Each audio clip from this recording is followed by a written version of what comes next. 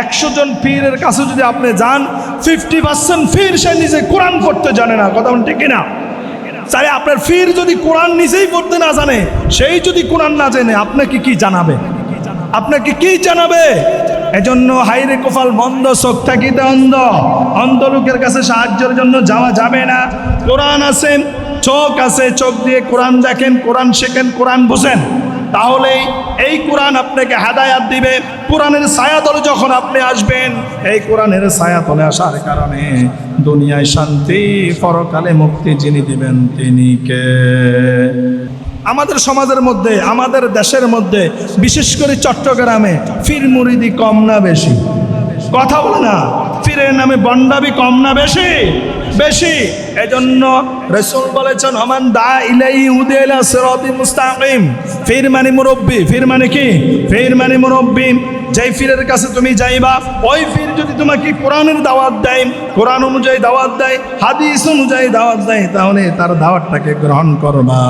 যে দাওয়াতের মধ্যে কোরআন নাই, হাদিস নাই, বুঝবে সেটা সঠিক নয়, হক নয়, সেটা হচ্ছে বন্ড।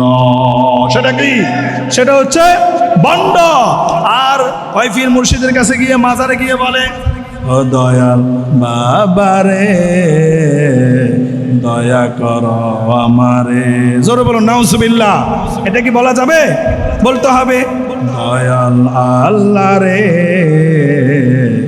দয়া করো আমারে। আল্লাহু আকবার। প্রিয় হাজিরিন, এই যে আমরা হচ্ছে অন্ধভক্ত। অন্ধভক্ত, অন্ধভক্ত বোঝেন? মানে চোখ আছে, এরপরও আমরা দেখতে চাই না, আমরা অন্ধভক্ত। এই অন্ধভক্তদেরকে আল্লাহ তাআলা হুঁশিয়ার করে দিলেন। কে হুঁশিয়ার করে দিলেন? আল্লাহ তাআলা হুঁশিয়ার করে দিলেন। আল্লাহ তাআলা বলছেন, লাহুম কুলুবুন লা ইয়াফকাহুনা বিহা ওয়া লাহুম আ'য়ুনুন লা ইউবসিরুনা বিহা ওয়া লাহুম আযানুন লা ইয়াসমাউনা বিহা। রব বলেন, আমি প্রত্যেকটা মানুষকে 3টা স্পেশাল জিনিস দিয়েছিলাম। কয়টা?